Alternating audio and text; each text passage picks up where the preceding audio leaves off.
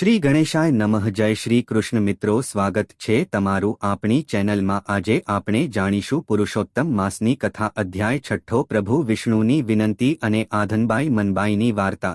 પ્રભુ વિષ્ણુની વિનંતી. નારદ બોલ્યા, હે નિર્દોષ નારાયણ, વૈકુંઠના અધિપતિ વિષ્ણુ ભગવાને ગોલોકમાં જઈ શું કર્યું હતું એ સાંભળવાની મને ઈચ્છા છે, તો કૃપા કરીને તે મને કહો. શ્રી નારાયણ બોલ્યા, હે નારદ, વિષ્ણુ ભગવાન અધિક માસની સાથે ગોલોકમાં ગયા. ત્યાં જે બન્યું હતું તે તમને કહું છું, તે સાંભળો. એ ગોલોકની વચ્ચે શ્રીકૃષ્ણ ભગવાનનું મંદિર છે. તે મણિમય થાંભલાઓથી શોભૂત છે. શ્રી વિષ્ણુ ભગવાને તે દૂરથી જોયું. એના તેજથી અંજાઈ આંખો બંધ થઈ જવા લાગી. ધીમે ધીમે આંખો ઉઘાડી ધીમા પગલે તે આગળ ચાલ્યા.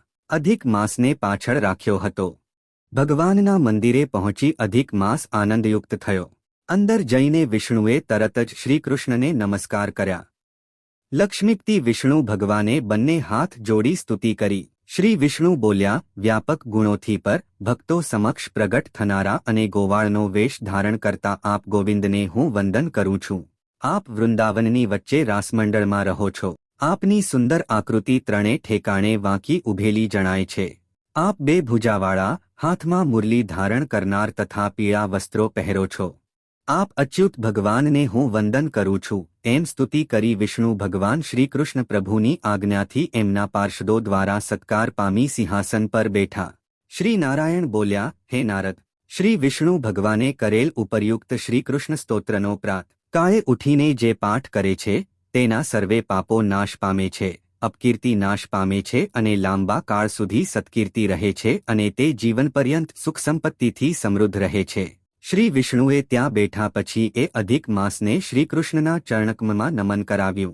તે વખતે શ્રીકૃષ્ણે પૂછ્યું કે આ કોણ છે? એ કેમ રડે છે? ગોલોકમાં વસનારા બધાએ સદા આનંદથી વ્યાપ્ત રહે છે, છતાં હે લક્ષ્મીપતિ, એને એવું તે ક્યું દુઃખ છે કે તેની આંખોમાંથી આંસુઓ વહી રહ્યા છે અને તે ધ્રુજી રહ્યો છે? નવા મેઘમંડળ જેવા મનોહર શ્રી ગોલોકનાથ શ્રીકૃષ્ણનું વચન સાંભળી સિંહાસન પરથી ઊભા થઈ શ્રી વિષ્ણુએ મળમાસનું સમગ્ર દુઃખ કહેવા માંડ્યું. શ્રી વિષ્ણુ બોલ્યા, હે વૃંદાવનને આનંદિત કરવામાં ચંદ્ર સમાન શ્રીકૃષ્ણ, આપની સમક્ષા અધિક માસનું દુઃખ હું કહું છું. એ સ્વામી વગરનો છે, એને કોઈ અધિષ્ઠાતા નથી. 12 મહિનાઓએ, તિથિઓ, કાષ્ઠાઓ તથા લવ વગેરે કાળ અંશોએ આને તિરસ્કાર્યો છે. સર્વે પ્રાણીઓ, વનસ્પતિઓ, નદી નાળા, સરોવરો વગેરે એને ધિક્કારે છે. આ સૂર્યની સંક્રાંતિથી રહિત છે અને આ નધણિયાતો મલિન મળમાસ સદા શુભ કર્મમાં ત્યજાય છે અને આ મહિનામાં સ્નાન કરવું નહીં તેવું સર્વ સ્વામીના ગર્વવાળા કહે છે અને તેને તિરસ્કારે છે. આથી તે મરવા તૈયાર થયો, પણ બીજાઓએ તેને મારી પાસે મોકલ્યો હે, તેથી એ મારે શરણે આવ્યો છે. ખરેખર આનું દુઃખ દૂર કરવું અશક્ય છે. આપના ચરણકમળને શરણે આવેલો કોઈ પ્રાણી કદી શોક કરતો નથી. એ વચન મિથ્યા કેમ થાય? હું સર્વનો ત્યાગ કરી અહીં આપની પાસે આવ્યો છું, તો મારું આવવું સફળ કરો, એમ પરમાત્માને વિનંતી કરી શ્રી વિષ્ણુ ભગવાન શ્રીકૃષ્ણના મુખકમળને જોતા એમની સાથે ઊભા રહ્યા. મહાન ભક્ત છે, તેથી તેમનું એ પ્રશ્નવચન ઉત્તમ ઔષધરૂપ જ કહેવું જોઈએ. ઇતિ શ્રી બૃહન્નારદીય પુરાણના પુરુષોત્તમ મહાત્મ્યનો પ્રભુ વિષ્ણુની વિનંતી નામનો 6ઠ્ઠો અધ્યાય સંપૂર્ણ. હવે આપણે કથા સાંભળીએ. ધનબાઈ મનબાઈ. ધારાનગરીમાં રાજા ભોજનું રાજ તપે. રાજા ઘણો દાની અને પ્રજાવત્સલ. પ્રજાના દુઃખે દુઃખી અને સુખે સુખી થાય એવો. આ નગરીમાં ધનબાઈ અને મનબાઈ નામની એ બે બાઈઓ રહે. બંને પડોશણ. સાથે જ વ્રતતપ કરે, ધર્મ ધ્યાન ધરે. એવામાં પુરુષોત્તમ માસ આવ્યો. ધનબાઈ મનબાઈએ વ્રત લીધા. બંને રોજ ક્ષિપ્રા નદીમાં સ્નાન કરવા જાય. નાહીને પ્રાર્થના કરે. ધનબાઈ નાહીને બોલે કે મને ફળજો ભોજ ભૂપાળ, જ્યારે મનબાઈ એમ બોલે કે મને ફળજો નંદગોપાળ. એક વાર રાજની દાસી સ્નાન કરવા આવી. એણે ધનબાઈ મનબાઈની પ્રાર્થના સાંભળી જઈને રાજાને વાત કરી. રાજા ભોજને નવાઈ લાગી. બીજા દિવસે વેશપલટો કરીને જાતે નદીએ આવ્યો અને વાતની ખાતરી કરી. રાજા ભોજે નક્કી કર્યમ કે નાહીને મારું સ્મરણ કરતી બાઈનું દારિદ્ર્ય દૂર કરું તો જ હું રાજા સાચો. એણે તો તરત સેવકોને મોકલી ધનબાઈને દરબારમાં તેડાવી. ધનબાઈ તો રાજીના રેડ થઈ ગઈ. હરખનો પાર ના રહ્યો. નક્કી દયાળુ રાજા સોનામહોર અને હીરામાણેક આપશે. ધનબાઈ તો આવી દરબારમાં અને હાથ જોડીને ઊભી રહી. રાજા ભોજે એને અધમણનું કોળું આપ્યું.